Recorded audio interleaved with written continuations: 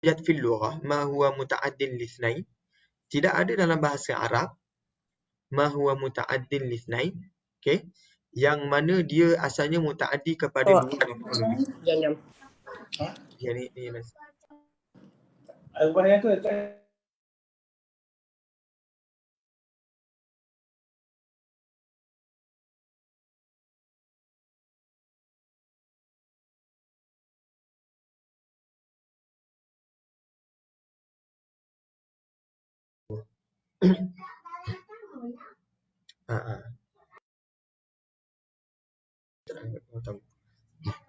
Okey. Jadi dia kata dalam bahasa Arab tak ada yang muta'addi kepada dua maf'ul bih. Kemudian sara bil hamzah muta'addiyan li thalathah. Kerana dengan kewujudan hamzah ni menjadi muta'addi kepada tiga. Kecuali kalimah tertentu sahaja. Antaranya ra'a. Yang kedua alima. Jadi dua kalimah ini sahaja yang dibenarkan asalnya muta'addi kepada dua, kemudian jadi muta'addi kepada tiga. Saya rasa faham ya tuan-puan ya, tentang muta'addi dua, muta'addi tiga, muta'addi satu, muta'addi dua, muta'addi tiga ni. Ya. Jadi contoh ra'a alima Zaidun bakran qa'iman. Okey. Zaid melihat, ra'a boleh. Ra'a Zaidun bakran qa'iman. Zaid melihat bakar sedang berdiri. Contoh ya. Okey, jadi kita boleh tukar araitu. Saya menyebabkan Zaid melihat. Araitu Zaidan. Saya menyebabkan Zaid melihat. Melihat apa? Bakran qa'iman. Bakar berdiri. Kalau kita ubah daripada alima Zaidun bakran qa'iman. Zaid mengetahui bahawa bakar berdiri. Kita boleh tukar kepada a'lam tu, saya menyebabkan Zaid mengetahui bahawa bakar berdiri. Nampak ya? Jadi itu peranan hamzah. Hamzah ini menambahkan peranan untuk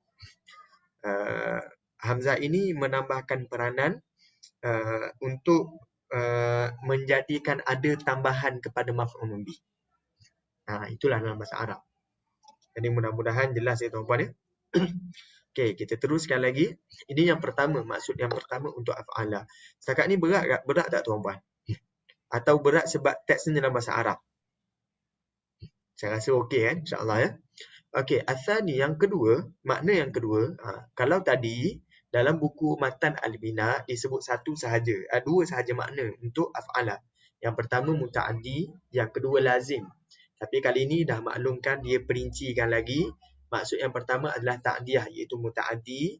Maksud ta'diyah ni apa? Kalau tak ada maf'ul bih dia tambah maf'ul bih. Kalau ada satu maf'ul bih dia tambah jadi dua maf'ul bih. Kalau ada dua maf'ul bih ditambah jadi tiga maf'ul bih. Dan yang ketiga ini, ada dua maf'ul bih tambah jadi tiga, tidak ada melainkan dua kalimah sahaja, ra'a dan alima. Boleh ya?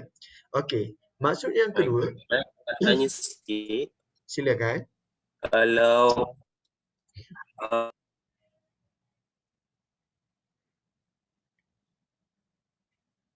Silakan tuan. Tuan boleh tekan unmute ya. boleh ke kita, kalau kita mungkin kan, background tu tak boleh ke kita pandang dia sebagai hal? Untuk ra'a, Kalau Silakan, teruskan. okey, kalau Zaidan kan memang betul kalau kita tengok tu. Cuma kalau kadang-kadang kalau orang tu baca ra'aitu Zaidan bakran qa'iman, jadi dia melihat Zaid tu Zaid, saya melihat Zaid, lepas tu bakar tu dalam keadaan dia berdiri. Boleh ke macam tu? Ra'aitu Dalam keadaan Zaid. dia hal. Mungkin dekat situ, okey, kalau kita sebut yang hal ya. Okey, untuk ra'a ni dia ada dua maksud ya. Untuk ra'a dia ada isu lah sikit ya. Okey, contoh yang tuan tanyakan tadi. Okey, contoh yang tuan bagi ra'aitu Zaidan bakran qa'iman. Ayat tu jadi tak canggung lah ya. Dia bukan ra'aitu Zaidan. Araitu Zaidan tu betul ya.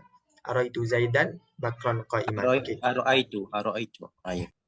Okey, contoh kalau araitu Zaidan bakran qa'iman kan. Maksudnya saya menyebabkan Zaid melihat bakar dalam keadaan berdiri. Jadi soalan dia qa'iman ni boleh tak jadi hal? bukan jadi maf'ulun salis. Itu Yang tu soalan. nak tanya, boleh ke macam tu? Okey, jadi ni soalan tu dalam bab nahwu dah ni sebenarnya. Tapi saya bantangkanlah ya.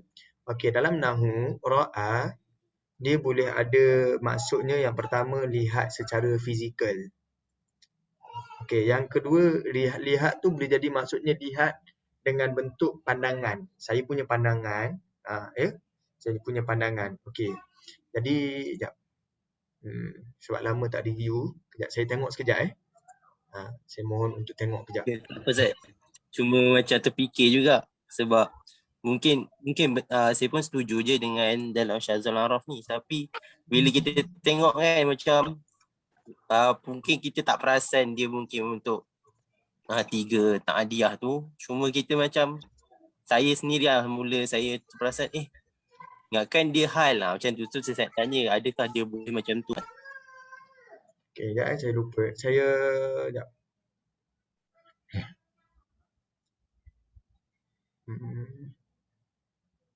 Okay. Sebab saya mungkin pandang dia qaim sebagai fa'il lah. Fa'il dia saya refer macam tu lah. Saya rasa tapi tak tahu mungkin saya betul atau saya salah lah. Jadi saya nak tanya pendapat Ustaz lah. Saya tak boleh berikan pandangan. Cuma yang saya tahulah, yang saya belajar lah. Okay. Sebab dia dalam bab nahwu ni, selalunya walaupun ada pandangan, memang kita terikat dengan pengajian klasikal juga. Klasikal ni maksudnya walaupun dah ada penemuan baru, kajian dibuat, nahwu ni tetap terikat dengan cara pembelajaran yang klasik, yang tradisional. Jadi sebab itu kadang-kadang setengah pengkaji ataupun setengah penyelia tak galakkan bincang bab nahwu ni. Nahwu ni sebab macam dah tutup dah perbahasan dia. Kalau dibincangkan baru lagi, maksudnya dia tak memberi impak kepada pembelajaran nahwu ya. Okey, macam soalan tuan tadi ya tentang kenapa tak jadi hal. Okey, yang ni saya kalau ikut masa zaman saya degree tu saya ingat betul lah ni. Tapi saya lupa sangat ni. Hari ni memang saya lupa sangat. Okey, antara sebabnya kita boleh perhatikan ra'a ni boleh diterjemahkan kepada dua bentuk. Satu, melihat dengan bentuk melihat pandangan basriyah ya. Ru'yatan basriyah, penglihatan mata. Maka dekat situlah saya lupa yang mana satu. Okey, satu lagi ru'yatan tu, yang kedua adalah ru'yatan qalbiyah, penglihatan hati. Contohnya, alam tara kaifa fa'ala rabbuka bi ashabil fil. Tidakkah kamu melihat macam mana Allah berlakukan kepada tentera bergajah kan? Dekat situ bukannya lihat dengan ru'yatan basriyah, tapi di situ digunakan dengan ru'yatan qalbiyah. Jadi dalam perbincangan nahwu dibincangkan perbezaan ru'yatan basriyah, penglihatan mata, satu lagi ru'yatan qalbiyah. Ya. Cuma saya lupa mana satu yang menyebut hal tu merujuk kepada ra'a yang mana. Ya, sebab ada pandangan juga yang kata yang maf'ul thalith dia jadi hal, yang ni jadi maf'ul thanin sahaja. Bakran tetap maf'ul thanin. Ya. Maf'ul thanin ni maksud apa? Contohnya araitu Zaidan, saya menyebabkan Zaid melihat. Bakran, melihat Bakar. Jadi Bakar ni tetap akan jadi maf'ul thanin. Cuma soalan tuan tadi ya, untuk makluman peserta pendengar yang lain, qaiman ni boleh tak jadi hal? Ya. Sebab yang saya maklumkan qaiman ni adalah maf'ul thalith. Jadi saya rasa untuk yang ini kalau tak silap saya, untuk ra'a yang maksudnya ru'yatan basriyah dia boleh dua. Sama ada maf'ul thalith boleh, dia boleh juga jadi hal. Tapi kalau ru'yatan qalbiyah yang dilihat dengan mata hati, itu tak boleh dua, dia akan jadi satu sahaja, maf'ul thalith sahaja. Tapi nanti saya semak balik sebab saya cek tadi dalam carian yang sekejap tak jumpa juga. Jadi tuan-puan boleh perhatikan titik pertemuannya adalah pada mendefinisikan maksud ra'a ni, adakah ru'yatan basriyah ataupun ru'yatan qalbiyah. Melihat pada itu yang menentukan boleh atau tidak qaiman ni jadi hal ataupun maf'ul thalith. Ya. Okey. Jelas ya tuan ya? Terima kasih banyak saya. Okey, semoga menjawab ya. Okey. Jadi mohon maaf ya kepada pendengar yang baru pertama kali mendengar perbahasan ni. Jadi yang penting kalaupun dia bukan hal, kalaupun dia hal pun, dia masih lagi valid pada ayat ini untuk menjadi maf'ul thalith. Dan inilah pokok perbincangan kita. Kehadiran af'ala hamzah ni menambahkan lagi maf'ul. Boleh ya? Kalaupun ini boleh jadi fa'al, tapi perbincangan kita adalah pada pokoknya kehadiran hamzah ini menambahkan lagi maf'ul. Jelas ya? Okey. Itu antara maksud yang pertama. Maksud yang kedua untuk af'ala adalah sayruratu syai' dha syai'. Berubahnya sesuatu menjadi mempunyai sesuatu. Seseorang tu asalnya tak ada barang tu, kemudian bila datang bentuk ini, hamzah ni, dia menjadi orang yang mempunyai barang tersebut. Contohnya, al-banar rajul. Lelaki itu mula menjadi orang yang mempunyai laban, yogurt. Ya? Jadi asal kalimah laban ni adalah yogurt.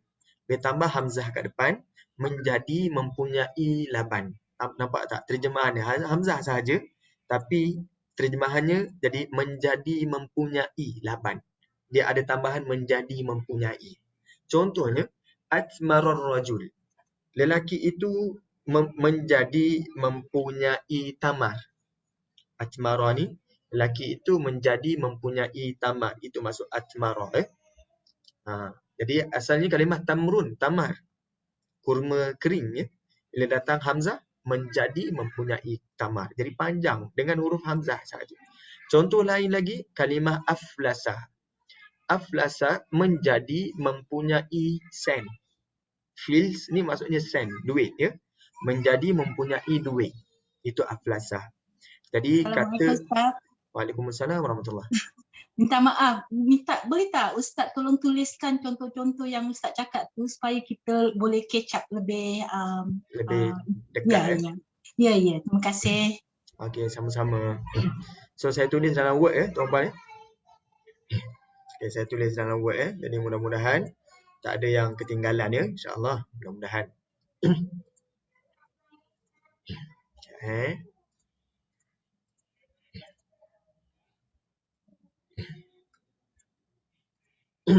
Okey.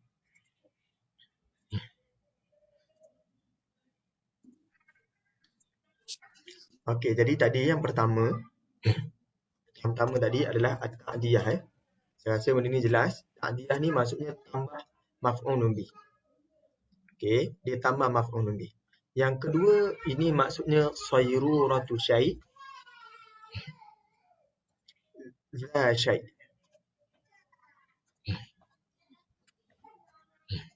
Menjadi memiliki sesuatu.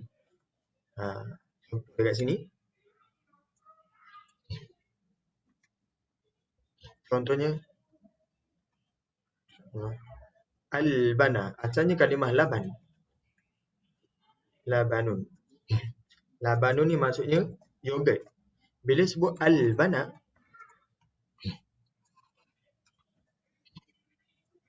ar-rajulu,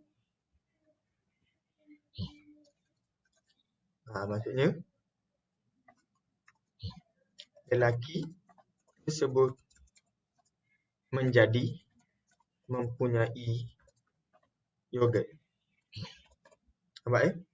Jadi kata kuncinya ataupun dengan hamzah ni pada terjemahan nak kata dia menjadi mempunyai. Itu uniknya bahasa Arab. Contohnya lain, contohnya kalimah tamrun. Tamar ya. Tamrun. Tamar ni kurma kering lah ya. Kalau sebut atmara ar-rajul.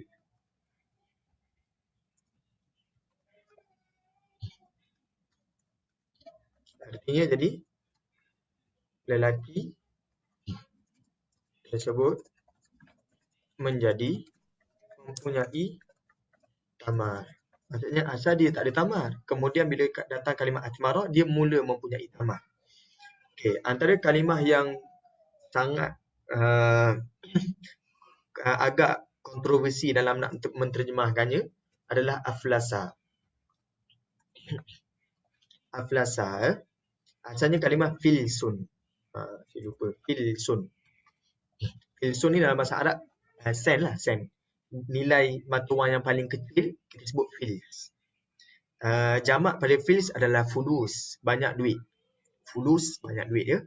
Jadi kalau kita kata dia asalnya tak ada duit, kemudian ada duit. Jadi aflasa. Aflasa. Ar-rajulu. Lelaki itu menjadi ada duit. Nampak lelaki itu mempunyai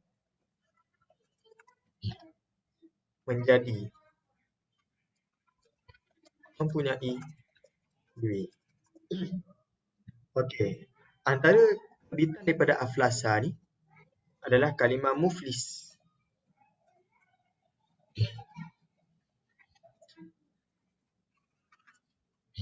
Jadi muflisun ni maksud apa? Adakah maksudnya menjadi mempunyai duit ataupun menjadi hilang duit? Muflis. Jadi dekat sinilah dalam bahasa Arab muflis diguna pakai dengan maksud menjadi tidak ada duit. Ya. Tetapi dalam penulisan lama, penulisan klasik, maksudnya yang lamalah, prosa lama, boleh jadi muflis juga membawa maksud menjadi orang yang mempunyai duit. Jadi muflis ada dua maksud. Satu boleh jadi mempunyai duit, boleh jadi tak ada duit. Itu dalam bahasa Arab. Nampak ya? Tapi kita akan sebutkanlah antara contoh yang lain juga, sebab antara bentuk yang begini selain daripada menjadi mempunyai, juga bermaksud menjadi tidak ada pun ada. Sebab dalam syair dia ada bentuk yang begini. Tadinya kalimah yang jadi perbincangan adalah aqfala mutfilun ya. Aqfala kemudian mutfilun. Ini dalam syair lah ya. Aqfala ni maksudnya menjadi mempunyai anak kecil, mempunyai anak kanak-kanak.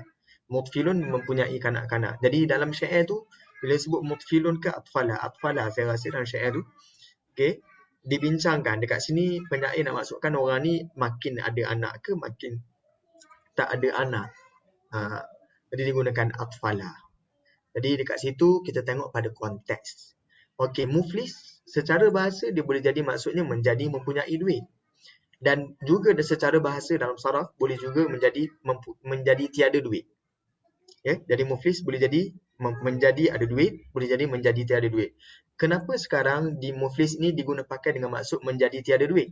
Sebab penggunaannya lebih masyhur dengan maksud menjadi tiada duit berbanding menjadi ada duit. Maka kita ikut dalam penggunaan. Ya, dalam penggunaan yang banyak, mana yang lebih masyhur, itu lebih diutamakan. Ustaz, adakah mesti selepas ditambah hamzah itu mesti ada seseorang? Tak semestinya ya. Kalau tambah aflasa, contohnya nak tukar Muhammad, aflasa Muhammadun. Maksudnya Muhammad menjadi mempunyai duit. Boleh tukar je lah dekat sini ya. Kalau tak ada ni pun aflasa sahaja, tak ada kata penama ataupun tak ada kata pelaku ni, maksudnya fa'il. Maka ayat ini masih lagi valid ya. Telah menjadi mempunyai duit. Jadi dekat sini tak semestinya kena ada ar-rajul, cuma ini sebagai contoh sahaja. Okey, setakat ni jelas ya tuan-puan ya. Okey, ini maksud yang kedua. Jadi kita dah makin dahsyat perbincangan ni bila dah masuk macam ni ya. Okey, as-salis. Maksud yang ketiga untuk af'ala ni adalah ad-dukhulu fi syai', masuk kepada sesuatu, masuk pada sesuatu. Baik makanan, baik tempat, au zamanan ataupun masa. Jadi yang inilah jadi fi'il lazim tadi tu. Kalau tadi kita sebut yang dalam matan bina disebut af'ala ni boleh jadi muta'addi, boleh jadi juga lazim. Jadi yang lazim tu dekat sini ad-dukhulu fi syai'. Yang atas ni pun sebenarnya fi'il lazim juga atas ni ya. Atas ni menjadi mempunyai sesuatu tu fi'il lazim juga. Okey, macam mana kita nak tahu ni fi'il lazim ke fi'il maksudnya apakah yang dimaksudkan dekat sini? Okey, contohnya kalau dia telah memasuki Syam, kita sebut ash'ama daripada Syam ya. Ash'ama telah memasuki Syam. Kalau dia telah memasuki Iraq, kita sebut a'raqa, telah memasuki Iraq. Kalau dia telah memasuki waktu pagi, kita sebut asbaha. Yang ni yang kita selalu baca dalam mak surat kan. Asbahna ala fitratil Islam. Kami berpagi-pagian. Ya. Amsa, kalau dah masuk waktu petang. Jadi amsa. Contoh, ai dakhala fi Syam. Ash'ama masuk ke dalam, dah masuk ke Syam. A'raqa dah masuk ke Iraq. Asbaha dah masuk waktu pagi. Amsa dah masuk pada waktu petang. Itu maksud yang ketiga untuk af'ala. Okay, setakat ni yang ni jelas ya. Yang ketiga ni masyhur penggunaan dia kan. Yang kedua ni mungkin janggal lah kita dengar. Okey, yang keempat. Yang keempat ni lah yang saya sebutkan tadi. Boleh jadi hilang maksudnya. Lawan tadi kan, aflasa tadi kata ada duit, menjadi ada duit. Yang keempat ni lah maksudnya menjadi tak ada duit. Okey, maksudnya adalah asal negatif, wal izalah membuang dan membuang. Contohnya, aqzaitu aina fulan. Aqzaita, saya membuang al-qadha. Maksud kotoran ya. Azaltul qadha an ainihi. Saya buang kotoran daripada mata seseorang. Contoh, a'jamtul kitab. Saya buang kepelikan kitab tu. Maksudnya kepelikan ni, a'jam tu lebih kepada, kalau dahulu, ni semuanya contoh dia guna ni melibatkan kefahaman dalam bahasa ya. Kalau dahulu sebelum selepas Abul Aswad Ad-Du'ali ya. Okey, masa tu tidak ada titik untuk membezakan huruf dengan huruf. Contohnya zal dengan zal ya. Zal dengan zal. Okey, zal dengan dal ni tak dapat dibezakan. Zal, mana satu zal, mana satu dal. Ya. Sebab tidak ada titik masa tu. Kemudian barulah seorang tokoh beliau meletakkan titik di atas dal ni untuk membezakan zal dengan dal, tambah titik ni. Ya.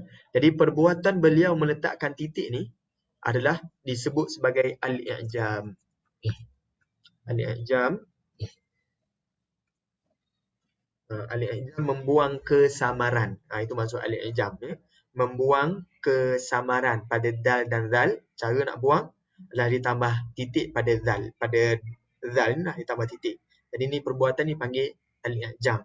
Maka sebab itu ada titik ini dikenali sebagai nuqtatul i'jam. Titik i'jam. Boleh? Okey, jadi kalau sebut a'jamtul kitabah, saya membuang kesamaran yang ada pada kitab itu dengan cara meletakkan titik.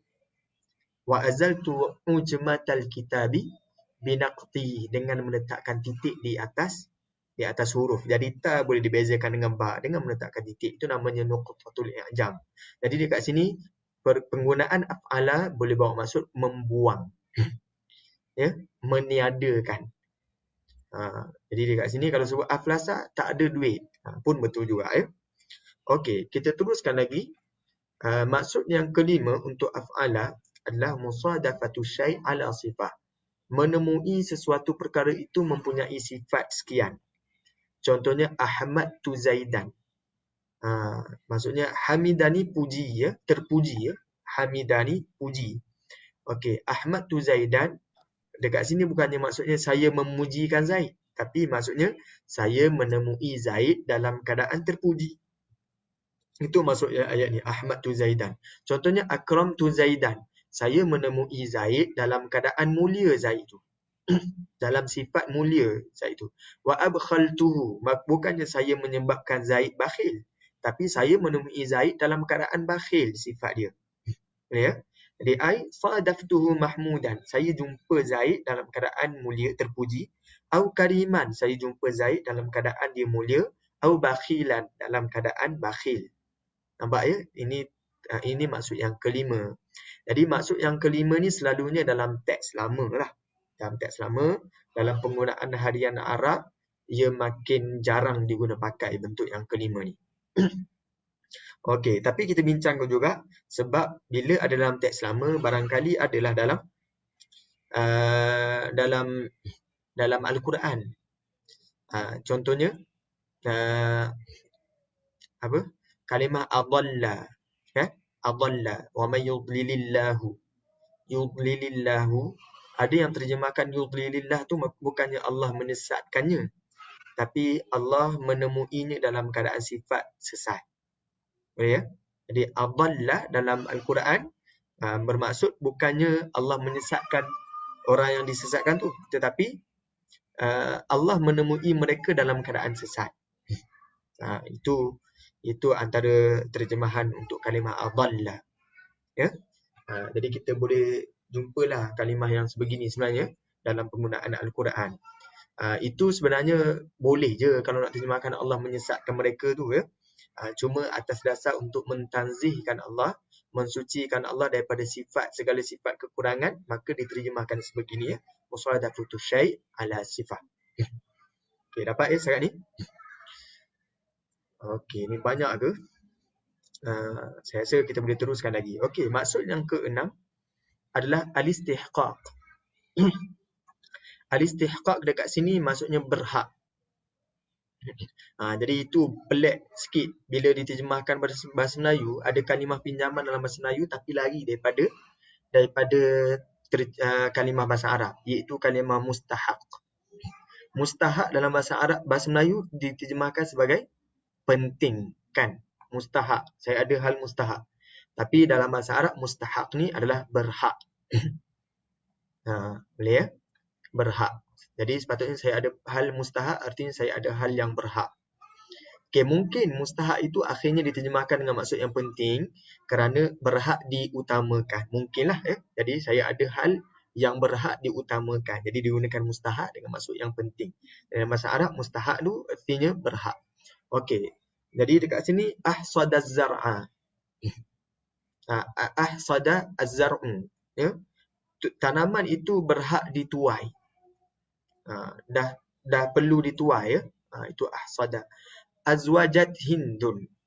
Hindun tu dah sepatutnya kahwin dah berhak kahwin. Ya. Jadi disebut Hindun istahaqqa Hindun az-zawaj. Hindun tu berhak sepatutnya dah kahwin. Itu maksudnya sepatutnya ataupun berhak. Itu al-istihqaq. Okey. Saya teruskan lagi. Yang ketujuh, af'ala dimaksudkan dengan at-ta'rid, menayangkan. Contohnya arhantul mata. Saya menayangkan al-mata ni, barangan saya ni untuk lirahan, untuk dipajak. Aba'tuhu, ya. Saya menayangkan barangan saya ni adalah untuk dijual. Jadi digunakan kalimah af'ala juga ya. Nampak ya? Kalimah tu maksudnya menayangkan untuk disekian. Jadi saya contohnya saya menayangkan phone saya untuk berbangga contohnya. Amrahtu al-jawal. Saya menayangkan phone saya ni adalah untuk marah, untuk berbangga-bangga. Wala tamshi fil ardi maraha. Contohlah ya. Jadi at-ta'rid dekat sini adalah menayangkan. Okey. Saya teruskan lagi. Antara penggunaan kalimah af'ala adalah istaf'ala, iaitu membuat-buat. Contohnya a'zamtu, maksudnya saya mengagung-agungkannya. Ista'zamtuhu, saya mengagung-agungkannya. Itu maksud istaf'ala ya. Jadi untuk af'ala juga kadang-kadang dibawa masukkan dengan maksudnya contohnya istakramtu, saya memulia-muliakannya. Macam itulah lebih kurang. Okey, seterusnya atas ya, yang ke-9, ayyakuna mutawa'an li fa'ala bitasydid. Ia menjadi kesan kepada kalimah fa'ala yang ada tasydid. Contohnya fattartuhu, saya memecahkannya. Jadi fa'ala ni, perbuatan fa'ala adalah fattara, memecahkan. Jadi saya memecahkannya, saya merekahkannya, maka ia fa'aftara, dia menjadi terpecah ataupun merekah. Dia menjadi merekah. Jadi menjadi merekah ni kesan daripada perbuatan fa'ala, maka didatangkan dengan bentuk af'ala. Contohnya basyartuhu. Saya dekat sini basyartuhu boleh terjemah kepada beberapa maksud dah ya. Contoh kalau kita terjemahkan basyartuhu ni, maksudnya saya memberi khabar gembira kepadanya. Maka dia menerima khabar gembira, maka disebut absyar. Fa'abshar, menerima khabar gembira. Nampak ya? Jadi penggunaan af'ala juga bawa masuk mutawa'ah. Ini juga fa'il lazim. Okey, kita teruskan lagi. Ada satu lagi maksudnya menempatkan. Maksud yang ke-10 adalah at-tamkin, menempatkan. Contohnya ahfartuhu an-nahra. Saya menempatkan sungai itu di dalam makantuhu min hafrihi. Saya menempatkan sungai itu dalam lubang ataupun air sungai itu dalam lubang. Jadi disebut af'ala, atas wazan af'ala. Jadi contohnya a'raqtu ar-rajul. Saya menempatkan lelaki itu ke dalam Iraq. Ya, jadi ada bezalah dekat sini. Biasanya untuk menempatkan ni dia ada maf'ulun bih. Dia bukan lazim. Berbeza yang tadi ad-dukhul fi makan ataupun zaman, dia fa'il lazim. Yang ini untuk tamkin dia bukan fa'il lazim, dia adalah fa'il muta'addi. Jadi setakat ni jelas ya tuan-tuan berkenaan penggunaan af'ala. Okey, walau apa pun contohnya yang saya bentang ni banyak sangat ni, 10 ni Ustaz bentang. Yang mana satu saya nak pakai? Okey. Yang famous, yang masyhur penggunaan untuk af'ala adalah yang pertama ta'diyah. Ini antara yang masyhur. Yang kedua penggunaannya ini juga dia tak kurang lah. Maksudnya taklah janggal sangat. Dia taklah pelik. Ya. Okey. Yang masyhur juga ad-dukhulu fi syai'. Masuk kepada sesuatu. Yang masyhur juga yang atas ni. Ini juga masyhur ya. Maksudnya menghilangkan sesuatu. Kemudian yang ini pun masyhur juga. Musadafatu syai' ala sifah. Kemudian yang 5 bawah ni mungkin dia tak masyhur sangat. Yang 5 kat bawah ni. Al-istihqaq, ta'rif, istaf'ala, mutawa'an, at-tamkin. Ini jaranglah kita jumpa. Melainkan dalam teks yang lama. Yang ini dalam teks yang baru pun kadang-kadang banyaklah kita jumpa. Dalam teks yang moden pun. Okey, setakat ni mudah-mudahan kita dapat penjelasan lah tentang penggunaan kalimah af'ala. Ada 10 makna. Yang paling masyhur adalah 5 yang atas. Yang 5 yang bawah tu kita jadikan sebagai panduan ataupun sebagai rujukan. Okey, ada soalan sebelum saya teruskan dengan bentuk yang satu lagi iaitu fa'ala. Ustaz, kalau ada ringkasan ni boleh ke kata? Kalau yang kita orang ni yang masih dalam pelajaran kan 10 ni, ada ke Ustaz buat ringkasan dia? Akronim Tak, bukan ringkasan maksud-maksud setiap tu lah. Mungkin ada yang tak, yang bahasa Arab ni pun. Ringkasan tu maksudnya ringkasan untuk terjemahan dia lah. Terjemahan dia yang tadi tu. Setiap penggunaan dia tu ada maksud tertentu kan. Okey, setakat ni saya ada buat, tapi dia contohnya saya tunjukkan tapi saya tak tahulah cukup, kalau ringkas sangat takut tak cukup maklumat Contoh dekat sini lah. Untuk perbuatan fa'ala dan af'ala. Ada nampak kan tuan-tuan Okey, makna yang pertama untuk af'ala ta'diyah. So dia sama dengan fa'ala ta'diyah juga. Okey, makna yang kedua sayruratu syai' dha syai'. Untuk af'ala maksudnya sesuatu tu menjadi mempunyai sesuatu. Tapi yang dekat sini fa'ala dia bukan mempunyai. Maksudnya sesuatu tu menjadi mirip sesuatu. Jadi ini kata benda yang membezakanlah antara yang ini. Af'ala dengan fa'ala. Okey. Kalau dekat sini makna yang ketiga ad-dukhulu fi syai'. Dekat sini at-takthir. Jadi saya tak tahulah ini ringkasan ke tidak ni. Ini dia anggap sebagai ringkasan tak? Jadi ni macam nota lah Ni nota lah, bukan ringkasan sangat tapi nota lah. Ya. Ustaz boleh share tak Ustaz? Boleh insya-Allah. Nanti saya akan share. Ustaz share. Share kat Kak. Okey, insya-Allah. Okey, ada lagi ke soalan ataupun tambahan? Kalau pandangan mungkin boleh terjemahkan kot sayrurah tu untuk apa. Kalau itulah mungkinlah. Kalau dapat lah Ustaz. Sebab macam ramai kan audience ni kita macam-macam. Nak tahu maksud tu mungkin kurang lah kan. Mungkin pandangan lah wallahualam. Okey, insya-Allah. Barakallahu fikum. Nanti saya akan, sebab tu antara benda yang susah saya nak terjemah adalah ilmu al-ma'ani lah, ilmu makna Ilmu makna penghayatannya tak sama dengan kalau kita baca teks Arab kan, contoh at-ta'diyah. Bila saya terangkan kepada tuan-puan dengan kalau saya terjemah melangkaukan. Itu jadi dia memerlukan kepada huraian sedikit ni, ta'diyah ni. Saya kena huraikan dulu baru boleh terjemah. Untuk ta'diyah lah. Tapi untuk bawah ni insya-Allah dia tak susah lah untuk nak terjemah ni, bawah ni. Yang atas ni antara kalimah yang kita sebut sebagai terma. Asalnya kalimah tu kalau kita terjemahkan sebiji, dia mungkin tak difahami sebab dia terma, term. Macam kalau kita sebut cerakin kan dalam bahasa matematik kan. Cerakin, kalau kita tak belajar matematik, mungkin kita tak faham lah maksud cerakin tu dekat situ ya. Tapi insya-Allah doakan supaya saya dapat memudahkan kefahaman tuan-puan tentang kalimah-kalimah yang kita pelajari ni untuk makna af'ala ya. Insya-Allah. Okey, dalam saraf ni lah cabaran dia. Cabaran untuk saraf dia banyak. Sekalinya dia bagi banyak. Kalau nahu dia banyak tapi kita kena faham konsep. Saraf ni lebih kepada dia kena imbangkan antara konsep dan hafal.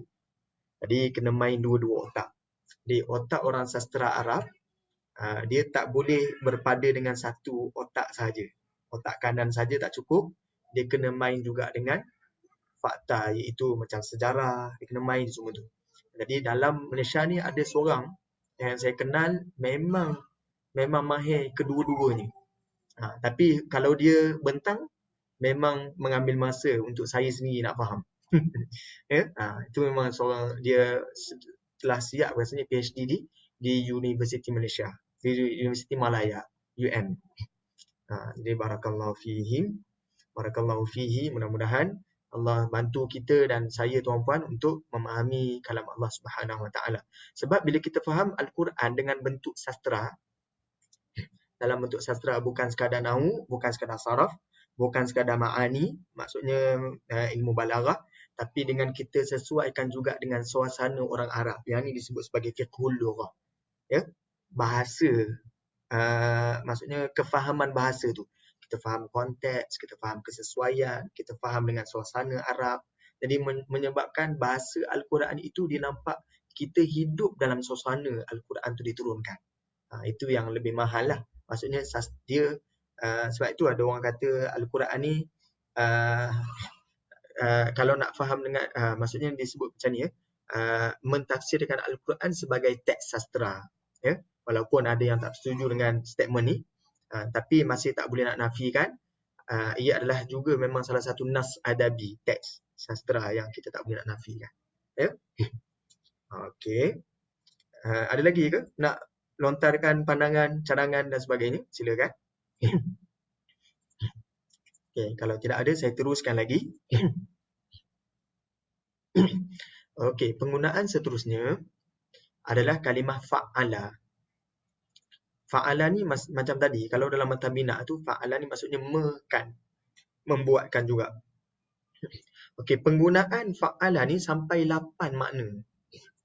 Samaniyati fi samaniyati ma'anin. Jadi dekat sini dia silap ya. Samaniyati, bukan tanwin dekat sini, satu je. Tidak bertanwin. Samaniyati ma'anin. Ada 8 makna. Okey, dia menyamai fa'ala ni, dia menyamai af'ala pada 2 makna. Jadi ada 2 makna yang sama dengan af'ala untuk fa'ala, iaitu at-ta'diyah. Yang kedua as-salbu wal izalah ni. Makna yang pertama dan makna yang keempat itu persamaan antara fa'ala dan af'ala. Sekat ni nampak ya. Okey, iaitu disebut wahuma, iaitu at-ta'diyah, iaitu melangkaukan kata kerja kepada maf'ul. Kalau daripada tak ada maf'ul, ada maf'ul. Daripada satu maf'ul, ada 2 maf'ul. Daripada 2 maf'ul, ada 3 maf'ul. Itu peranan fa'ala. Okey, seperti qawwamtu Zaidan dan qa'adtu Zaidan. Qawwamtu Zaidan, saya mendirikan Zaid. Qa'adtu Zaidan, saya menudukkan Zaid. Cuma dia ada sedikit kehalusan antara qawwama dengan aqama tadi tu. Kalau aqamtu Zaidan, dua-dua ni maksud ta'diyah. Cuma kalau qawwamtu Zaidan tu, dia ada maksud yang lain sedikit, iaitu ada penambahan taksir.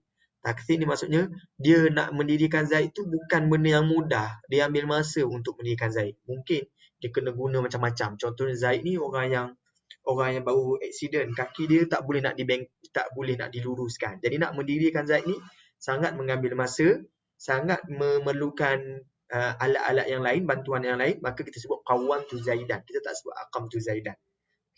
Boleh ya? Qa'adtu Zaidan. Saya mendudukkan Zaid. Sama ya. Contoh kaki Zaid ni memang tak boleh nak dibengkokkan. Hanya boleh diluruskan sahaja. Ambil masa kalau nak dibengkokkan. Jadi dia kena ada terapi dan sebagainya. Kita sebut qa'adtu Zaidan.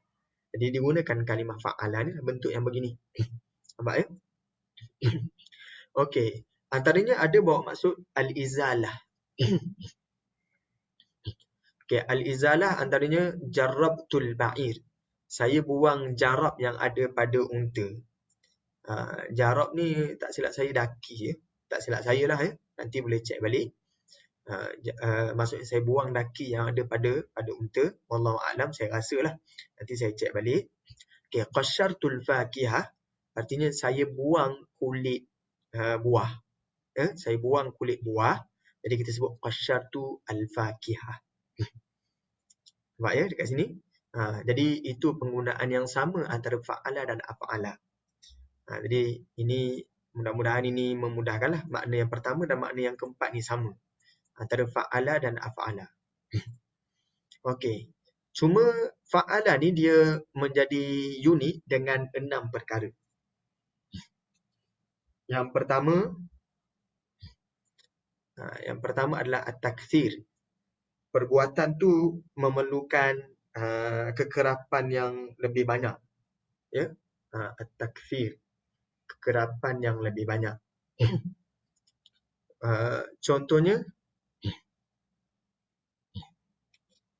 dekat sini bukan juwala tapi jawwala. Jim baris atas. Jawwala ya. Maksudnya dia pusing, dia jauhlah, dia travel banyak. Ya, dia pusing banyak, jawwala. Sama juga tawafa, dia tawaf banyak yang kita dah sebut dalam matan mina tadi tu. Keratan daripada matan mina. Ataupun pada maf'ul. Takthir ni boleh juga pada fi'il, boleh juga pada maf'ul. Contohnya ghallaqatil abwab. Tutup pintu. Pintu dekat situ, pintu yang banyak, bukannya satu pintu. Ataupun takthir dekat situ adalah pada fa'il, pada kata pelaku. Contoh mawatatil ibil wa barrakat. Ya. Ibil, unta tu dia ambil masa yang lama untuk mati. Ataupun ibil itu barrakat, baru nak duduk. Unta tu dia ambil masa yang lama ataupun duduk berkali-kali pun boleh. Jadi dia guna barrakat ya. Sebab itu kalimah barrakat ni asalnya maksudnya duduk. Jadi sebab itu dalam antara pejuang bahasa Arab, mereka sangat memberi perhatian antara penggunaan mabruk dan mubarak. Tahniah dalam bahasa Arab bukannya mabruk tapi mubarak. Kalau mabruk itu dihempap oleh dada unta, itu maksud mabruk. Ataupun dengan bahasa mudahnya diduduki oleh unta. Kalau sebut mabruk, anda diduduki unta, itu maksudnya. Ya. Kemudian kalimah mabruk itu makin luas penggunaannya dalam kalangan Arab, dalam bahasa pasar. Maka mabruk itu dijadikan sebagai bahasa percakapan mereka. Tetapi pejuang bahasa Arab selalunya, contoh pensyarah di kuliah sastra Arab, mereka sangat membangkang penggunaan mabruk. Mereka kata sepatutnya mubarak. Mubarak itulah artinya tahniah. Jadi kat sini barakat ni maksud apa? Barakat ni maksudnya unta duduk. Duduk menggunakan dada. Itu maksudnya barakat ni. Ya. Okey, kita teruskan lagi. Makna yang kedua, tadi kita dah sebut 3 dah atas. 2 yang sama dengan af'ala, 1 lagi yang pelik daripada af'ala. Yang kedua, sayruratu syai' shibha syai'. Sesuatu tu berubah menjadi mirip dengan sesuatu yang lain. Jadi kata kuncinya mirip. Kalau tadi za, mempunyai, ini mirip. Contohnya qawwasa Zaid. Zaid ni seperti, menjadi seperti qaus, seperti anak panah. Ya, pada sudut alinhina, maksudnya pada sudut kecondongan dia. Kecondongan dia tu macam panah lah. Okey. Hajaratin. Tanah itu menjadi seperti batu. Pada sudut kekerasan dia. Jadi itu antara penggunaan dia. Sayruratu syai' shibha syai'. Menjadi macam dia. Menjadi macam sekian. Okey, maksud yang ketiga. Nisbatu syai', menisbahkan sesuatu kepada asal perbuatan. Dia macam perumpamaan. Ya, dia macam mirip. Disebut mirip lah kat atas ni. Mirip. Sebab kalau dalam bahasa Arab, perumpamaan tu dia ada satu tajuk lain. Tajuk dia tu nama dia tashbih. Tashbih tu perumpamaan. Dalam Al-Quran, tashbih ni disebut sebagai al-mathalul Qur'ani. Di dalam Al-Quran, al-mathal, al-amthal. Ya?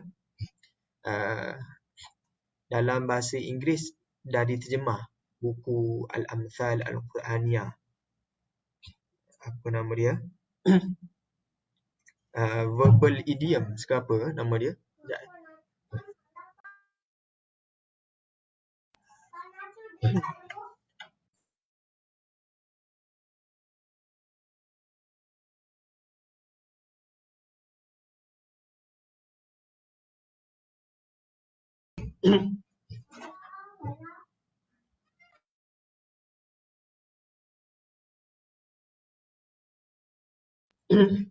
Okey, dekat sini nisbatu syai' menisbahkan sesuatu kepada asal perbuatan. Contohnya fasaqtu zabadan. Dekat sini bukan zabadan, dekat sini zaidan. Ya. Kalau zabadan tu masuk lain, ya. Zabadan tu maksudnya mentega, ya. Okey, fasaqtu zaidan. Saya menisbahkan Zaid dengan perbuatan fasik. Contoh kafartu Zaidan, saya mengkafirkan Zaid, menisbahkan Zaid kepada kufur. Sama ya kalau kita sebut saya nak menisbahkan dia kepada beriman. Kita sebut amantu Zaidan. Saya menisbahkan Zaid sebagai orang yang beriman. Jadi ini bentuknya, menisbahkan sesuatu kepada perbuatan tersebut. Jadi fasaqtu Zaidan, saya menisbahkan Zaid sebagai orang yang fasik. Kafartuhu, saya menisbahkan dia sebagai orang yang kafir. Jadi contohnya dekat sini, contoh dalam hadis. Wa minhu qawluhu sallallahu alaihi wasallam. Nabi sallallahu alaihi wasallam pernah bersabda, "Idza kafara ar-rajulu akhahu." Sekiranya seseorang itu dia mengkafirkan saudaranya, faqad ba'a bihima ahaduhuma. Maka dia pun termasuk dalam golongan yang dikafirkan. Sebab itu dalam perbahasan akidah terutamanya, sebolehnya kita nak ramaikan orang Islam berbanding nak ramaikan orang kafir. Maka kalau perselisihan itu perselisihan yang kita boleh lapangkan dada, itu adalah lebih baik, ya, sebab kita tak bukan tugas manusia menghukum seseorang itu kafir. Tugas manusia adalah untuk berdakwah. Ya. Dulu kalau kami di Jordan dahulu, macam saya dahulu pernah ketika khutbah Jumaat. Ketika khutbah Jumaat adalah seorang khatib ni. Khutbah di Jordan ni dia unik sikit. Sebab dia orang tak syarat kena pakai serban, tak syarat kena pakai jubah baru nak jadi khatib ya. Pakai ikut je. Pakai ikut. Jemaah mungkin ada yang pakai serban, tapi belum tentu jadi khatib. Jadi penilaian kepada orang tu berilmu atau tidak bukan pada pakaian lah kalau di Jordan ni ya. Jadi khatib ni pakai ikut je. Pernah dalam khutbah tu khatib sebut, nahnu du'atun la qudah. Kita semua ni adalah pendakwah, bukannya penghukum. Kalimah ini dikeluarkan rentetan daripada isu Syria masa tu. Sebab khatib nak maklumkan tak semua orang Syria yang berada di Syria tu bersama dengan Syiah. Ada yang dia sebutkan begitu. Kemudian Syiah tu pun ada golongan-golongannya nak maklumkan. Maksudnya bukan tugas kita nak sebut Syiah ni kafir. Begitulah khatib tu maklumkan. Kebetulan ada jemaah yang memang berasal dari Syria terus bangun ketika khutbah tu. Jadi itu lebihnya tanah Arab. Dalam khutbah kalau dia tak setuju, dia terus bangun bangkang. Tapi kita di Malaysia, kalau ada khutbah yang kita tak berapa berkenan, biasanya diam je. Sampai kat rumah pun diam lagi kan. Simpan dalam hati. Ya? Jadi tanah Arab, memang kebanyakannya pendakwah di sana ataupun orang Islam di sana, sebolehnya kita tak nak ramaikan orang kafir. Kita nak ramaikan orang Islam. Sesuai dengan firman sabda Nabi SAW, "Idza kaffara ar-rajulu akhahu." Kalau orang tu dia nak orang lain jadi kafir, maka macam dia lah berada di tempat kafir tu ya. Ini perkara yang ada kalanya kita boleh ringankan perbincangan, kita tidak beratkan sepatutnya ya. Okey, yang keempat dekat sini maksudnya yang keenam lah, sebab dua tadi dah disebut di atas ya. Okey, at-tawajjuh ila syai'. Menghala ke sesuatu. Kalau yang af'ala tadi ad-dukhulu fi syai', masuk ke dalam sesuatu, ini menghala ke sesuatu. Contohnya syarraqtu, saya menghala ke timur. Gharrabtu, saya menghala ke barat. Jadi itu disebut tawajjuh ila syai'. Itu berbeza dengan tadi itu ya, ad-dukhulu fi syai'. Kalau sebut asyraqtu, saya dah masuk timur. Aghrabtu, saya dah masuk barat. Kalau tukar sikit, syarraqtu, saya menghala ke timur. Gharrabtu, saya menghala ke barat. Asbahtu, saya dah masuk waktu pagi. Sabbahtu,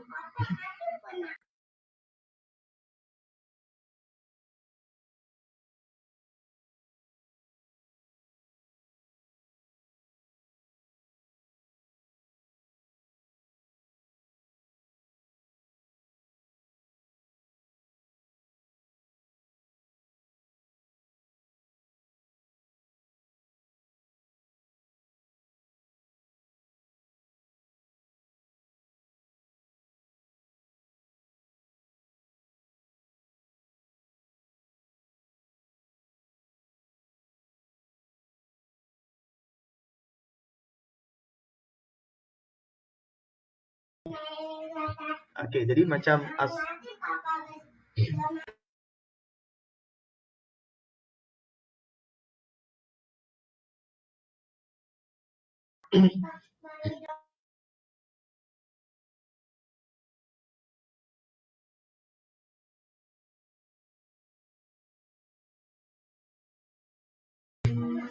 okey, antaranya contohnya asbahtu tadi, kita masuk pada waktu pagi.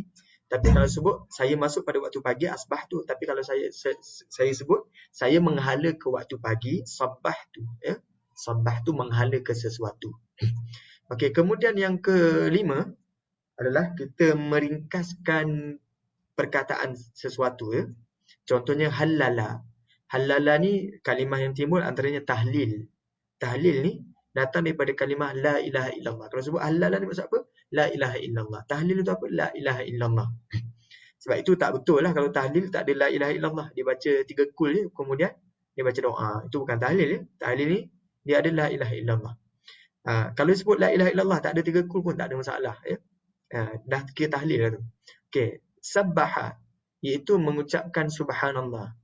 Tasbih lah. Labba. Labba ni maksudnya mengucapkan labbaik Allahumma labbaik. Labba labbaik. Kemudian ammana maksudnya mengaminkan. Mengucapkan amin. Jadi ini antara kalimah yang kita gunakan juga dalam bahasa Melayu. Mengaminkan. Bahasa Melayu juga contohnya contohnya memonyetkan. Maksudnya dengan maksud memonyetkan cinta contohnya. Menyebutkan cinta itu monyet. Memonyetkan. Contohnya kalimah yang lain lah. Banyak lagi kalimah yang bahasa Melayu pun menggunakan pakai bentuk yang begini. Maksudnya ikhtisaru hikayati syai'. Sesuatu ucapan kita ringkaskan dengan tambah bentuk yang begini. Fa'ala. Nampak ya? Contohnya amanah, mengaminkan doa. Itu pun kita guna pakai dalam bahasa Melayu. Okey, yang keenam adalah menerima sesuatu. Contohnya syafa'tu Zaidan. Bukannya saya mensyafaatkan, memberi syafaat kepada Zaid. Tapi artinya qabiltu syafa'atuhu. Saya terima syafaat Zaid. Ataupun pertolongan Zaid. Saya terima pertolongan Zaid. Jadi qabulu syai'. Jadi kita selesai. Beza untuk af'ala tadi ada 7 maksud. Untuk fa'ala ada 8 maksud. Persamaannya kat mana? Cuma dekat sini saya letak 7 saja untuk fa'ala ya. Tapi kalau ikut ada 8. Satu lagi apa ya? Tawajjuh ikhtisaru hikayati syai'. Ada. Qabulu syai'. Qabulu syai' ni saya tak letak dekat sini ya. Sebab apa? Qabulu syai' itu antara benda yang tak famous lah, tak masyhur dalam penggunaan Arab ya. Jadi dalam yang ini mana yang famous dalam penggunaan Arab? Hampir kesemuanya famous ya. Untuk fa'ala ni yang disebutkan 8. Hampir kesemuanya famous, masyhur, kecuali yang bawah ni, qabulu syai' ni, ini tak masyhur. Hampir semuanya yang lain tu semua masyhur dalam penggunaan Arab. Baik teks klasik ataupun teks yang moden pun kadang-kadang diguna pakai bentuk yang ini ya. 7 maksud. Jadi ini antara ringkasannya, tuan-puan boleh perhatikan persamaan fa'ala dan af'ala adalah ta'diyah, iaitu melangkaui kepada maf'ul. Cuma beza fa'ala dengan af'ala adalah takthir ni. Fa'ala dia ada bentuk takthir, iaitu ada bentuk benda yang berlaku kerap. Ya. Okey, persamaan lagi adalah as-salbu wal izalah, iaitu buang. Okey.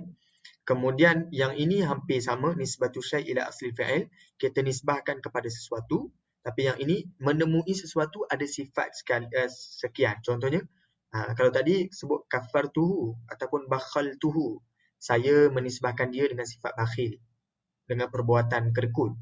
Tapi yang ini abkhaltuhu, saya menemui dia dalam keadaan sifatnya kedekut. Ya? Kalau yang ini ad-dukhulu fi syai', masuk pada sesuatu. Yang ini adalah tawajjuh ila syai', menghala ke arah sesuatu. Ya?